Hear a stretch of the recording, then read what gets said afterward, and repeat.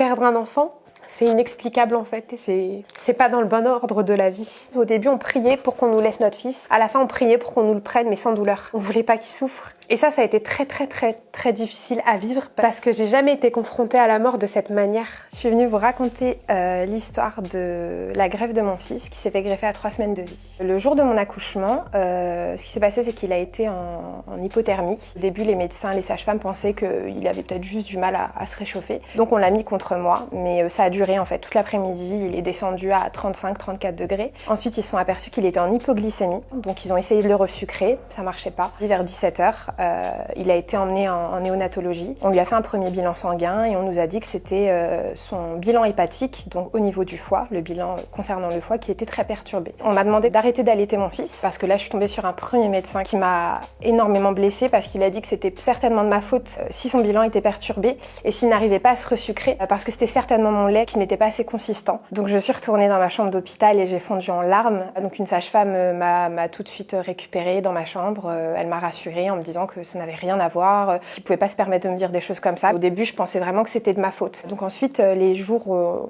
les heures surtout ont suivi, où les médecins se relayaient, personne n'arrivait à nous trouver de réponse en fait de ce qui se passait. Et là, j'ai commencé à m'inquiéter. On a commencé à me dire que s'il était en hypoglycémie, c'est peut-être qu'il avait une maladie qui était l'inverse du diabète. Donc lui, peut-être que son corps ne stockait pas du tout le sucre et détruisait. Enfin, je comprenais rien en fait. On part là-dessus, très bien. Est-ce qu'on va trouver une solution?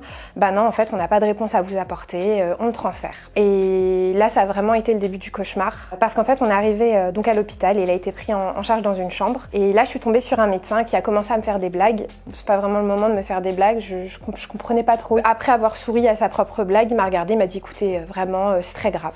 D'accord, mais est-ce que vous pouvez au moins nous donner un peu d'informations? Enfin, qu'est-ce qui se passe? Non, écoutez, est-ce que vous et votre mari, vous êtes parents? Non, on n'est pas parents. Vous êtes sûrs? Oui, bien sûr, on est sûrs. Mais vous êtes de quelle origine? Alors, on donne notre origine, donc on est algériens tous les deux.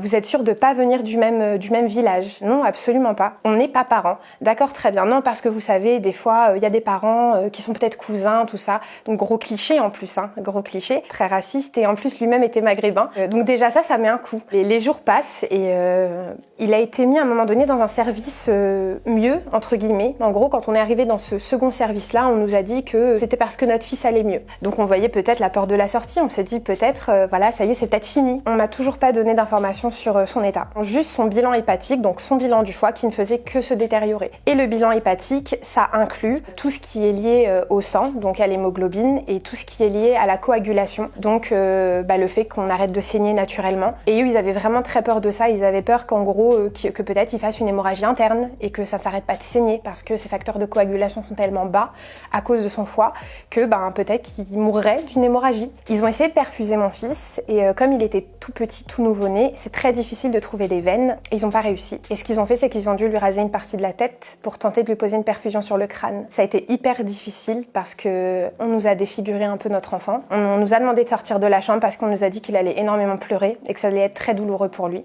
Donc on est sorti de la chambre. Et le pire dans l'histoire, c'est qu'ils n'ont pas réussi à le perfuser. Donc on a vu à travers son crâne toutes les marques de piqûres qu'ils ont tenté de faire. Il a fini par retourner en réanimation. Et en fait, à un moment donné, donc j'avais mon bébé sur moi. Et là, le fameux médecin, le premier médecin que j'ai rencontré qui m'a fait la fameuse blague, il me dit oui, écoutez, j'ai l'impression que vous vous rendez pas compte de ce qui se passe. Et je lui dis mais comment ça? Il me dit écoutez, je devrais pas vous le dire. Effectivement, il aurait pas dû me le dire. Je devrais pas vous le dire, mais on a eu une petite fille qui est venue il y a quelques semaines avec exactement les mêmes symptômes que votre fils et elle est morte. Et je lui dis mais vous êtes en train de me dire que mon fils va mourir et j'étais en larmes. Et il me dit écoutez, je suis personne pour dire que votre fils va mourir. C'est pas à moi de décider de ça. Mais effectivement, c'est ce qui va se passer. Alors toujours dans mon regain d'espoir, je lui dis mais si cette petite fille est morte de la même chose que ce que mon fils a, c'est que vous avez une piste de ce qu'il a peut-être. Non, écoutez, les parents ont accepté l'autopsie. Et du coup, ça peut prendre quelques mois avant d'avoir des résultats. D'ailleurs, si vous aussi, si ça vient à... Il faudra aussi accepter l'autopsie. De là, j'étais en larmes. J'étais effondrée. J'avais envie de lui hurler dessus. J'avais envie de lui dire de partir, en fait, de pourquoi il est rentré dans la chambre. J'étais tranquille avec mon fils, tranquillement.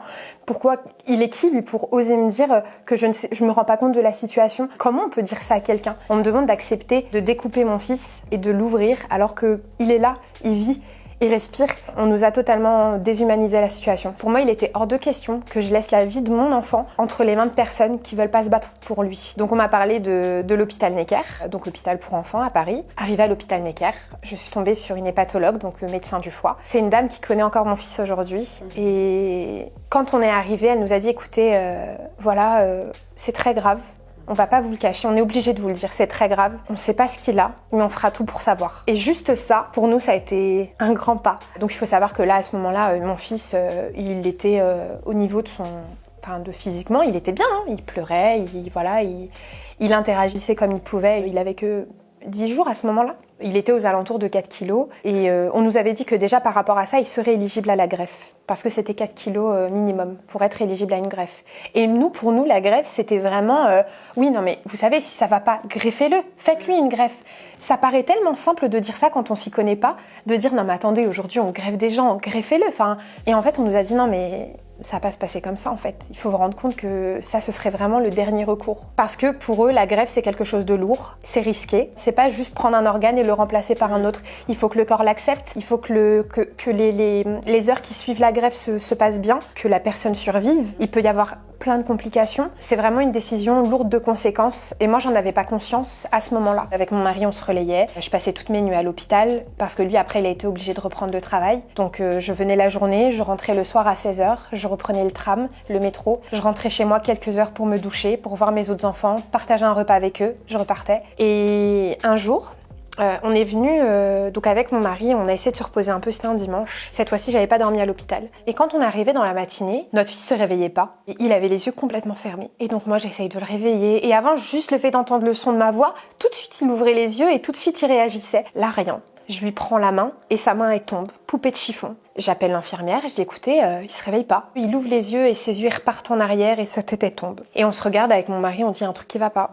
Je le sens pas. L'infirmière veut pas m'écouter et je lui en veux pas parce que cette infirmière, c'était pas la première fois qu'elle s'occupait de mon fils. Elle était adorable et je pense que peut-être qu'à ce moment-là, elle a peut-être eu un manque d'attention et on essaye de le faire manger, il mange pas. On essaye de lui mettre le biberon dans la bouche et il mange pas et rien ne se passe. Le médecin arrive, elle dit à l'infirmière vous avez pris sa température? L'infirmière elle dit ah bah non, prends sa température, mon fils il était à 34 degrés, hypothermie sévère. De là, il y a au moins 5 ou 6 personnes qui déboulent dans la chambre. Ils amènent une couveuse, ils le déshabillent, ils le mettent dans la couveuse. Et de là, il y a une dizaine de personnes qui rentrent. Et là, je vois le médecin se décomposer. Elle me dit, écoutez, ça y est, ça fonctionne plus. Et là, je comprends directement que le foie de mon fils ne marche plus. Il faut savoir que le foie, ça sert à filtrer. Et que si le foie ne fonctionne pas, tous les déchets, entre guillemets, s'accumulent dans le sang. Et quand ça s'accumule dans le sang, ça fait monter le taux d'ammoniac dans le sang, chose qui n'est pas normale. Et en fait, son taux d'ammoniac ayant augmenté dans son sang, ça a rendu son sang acide. Et en fait, ils avaient peur que son cerveau soit en train de se détruire.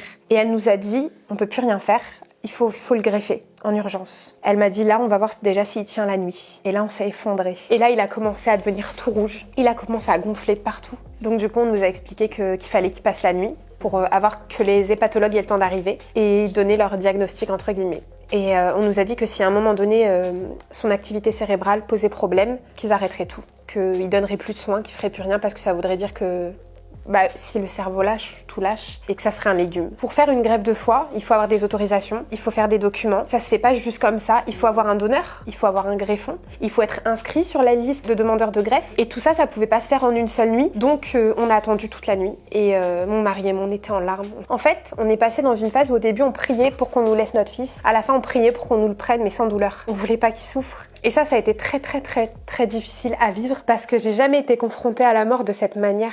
J'ai déjà perdu des êtres très chers, mais perdre un enfant, c'est inexplicable en fait et c'est pas dans le bon ordre de la vie. Le matin, son hépatologue est venue, elle m'a dit voilà, c'est ce que je redoutais. Elle m'a dit écoutez, on va tenter une greffe, son cerveau réagit bien, en tout cas pour le moment, on va tenter la greffe. Mais par contre, on n'est pas du tout sûr que ça va fonctionner. Et on nous a dit on inscrit votre fils sur la liste super urgente. Il y a plusieurs stades de liste au niveau des demandeurs d'organes et il y a la liste super urgente, c'est vraiment la liste t'es en train de mourir et on te met en priorité des priorités. Ensuite, peut-être 1 heure plus tard, une hépatologue vient. Elle dit écoutez, je devrais pas vous le dire, mais ça y est, on a un greffon compatible en 1 heure. Et là, on s'est regardé, on s'est dit c'est pas possible. Elle nous a dit écoutez, on devrait pas vous le dire, mais c'est un truc qui n'arrive jamais.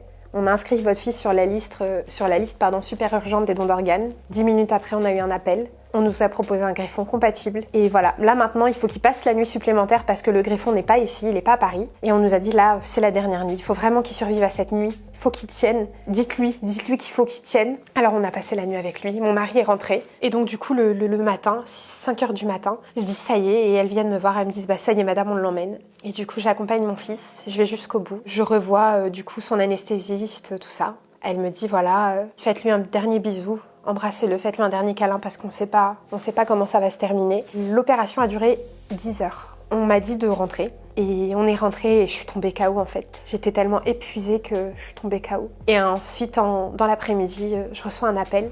Et là, je secoue mon mari, je lui dis, on m'appelle, il y a un 01 qui m'appelle, réveille-toi. Et de là, le professeur qui m'appelle et qui me dit, bonjour madame, vous êtes la maman d'Isaiah? Je lui dis oui. Il me dit, bah voilà, Isaiah est sorti, l'opération s'est bien passée. Ne vous inquiétez pas, tout va bien. Il n'y a pas eu de complications pendant l'opération. Le greffon a bien pris sa place. Les prochaines 48 heures vont être décisives parce que c'est les prochaines 48 heures les plus dures et il faut qu'il survive à ça. Pas ni une ni deux, on s'est habillés, on est partis comme des dingues. Mais rien n'était joué parce qu'en fait, ils ne savaient pas si ce greffon allait bien tenir, s'il n'allait pas y avoir de rejet. Et ce qui était décisif, c'était ses prises de sang. Mon fils passe les 72 premières heures normalement, ça va. Il sort de la case à risque, on va dire. Mes enfants ont pu le voir pour la première fois. Et est venu le jour où on nous a dit, bah voilà madame, vous allez être formée par l'infirmière. Je lui dis d'accord. Il me dit, vous savez ce que ça veut dire? Je dis non. Bah, ça veut dire que vous allez bientôt sortir. Et là, pour moi, c'était improbable. Et en fait, c'était une nouvelle page qui s'ouvrait. Pas forcément plus simple, parce que j'entrais vraiment dans le vif du sujet, dans le sens où tous les médicaments, maintenant, ça allait être moi. J'allais être un peu son infirmière à mon fils. Et j'allais prendre cette casquette-là, en plus d'être maman. Et donc, on m'a formée à ça. Quand il est sorti de l'hôpital, il devait avoir, je sais pas, un traitement avec 12 médicaments différents par jour. Il avait des piqûres aussi le matin, très tôt, par des infirmières qui venaient le piquer. Des prises de sang toutes les semaines. Ma sortie de l'hôpital, ça a été... En fait, c'est simple, c'est très très bête, hein. Mais la première chose que j'ai faite quand je suis sortie, et je suis partie à Action, j'avais besoin de faire quelque chose de totalement normal avec lui et de lui faire découvrir le soleil, les arbres, la pollution, n'importe quoi. Mais juste, non, mais je veux juste qu'il découvre et qu'il observe ce qu'il n'a pas pu observer pendant tout le temps qu'il était dans sa chambre d'hôpital, quoi. Depuis sa sortie, j'ai pas pris le temps de me poser, mais j'ai dû me calmer. Parce qu'en fait, j'avais emmagasiné tellement de choses en moi, que ce soit de la tristesse, de l'inquiétude, de la rage, de la colère, qu'il fallait que ça sorte. Et à un moment donné, j'avais beaucoup trop de colère en moi. Et il m'a fallu à un moment donné reprendre soin de moi. Et heureusement que j'ai un mari extraordinaire qui me pousse à le faire. Parce qu'il pourrait ne pas écouter mes besoins et en faire qu'à sa tête, mais c'est pas du tout le cas, au contraire. Et si aujourd'hui j'arrive à reprendre soin de moi, à me remaquiller, à me racheter des beaux vêtements, c'est parce qu'à un moment donné j'étais complètement dans l'oubli de moi-même et que je ne vivais que pour ça. Ça nous a remis un peu les pendules à l'heure, cette épreuve-là. Parce que, bien qu'on n'était pas, on n'a jamais été des gens très extravagants ou quoi que ce soit, mais je pense que pour n'importe quelle personne, ça te remet les pieds sur terre dans le sens où tu te dis, sur cette terre, t'es pas grand-chose, et si tu te raccroches pas, tu y arrives pas, et si tu y crois pas, tu y arrives pas non plus. Et si mon fils est passé par tout ça, on peut pas aujourd'hui se plaindre de futilité, on peut juste croquer la vie à pleines dents, profiter un maximum. Je profite de ma vie, je profite de ma vie de couple, je profite de ma vie de maman. Et je crois que j'ai jamais, même professionnellement parlant, je crois que j'ai jamais été aussi ambitieuse que maintenant de vouloir faire plein de choses, de vouloir m'ouvrir à plein de choses. Alors qu'avant, je m'en empêchais parce qu'avant, je voyais que mes enfants, mon mari. Et maintenant, je pense que je suis bien plus que ça.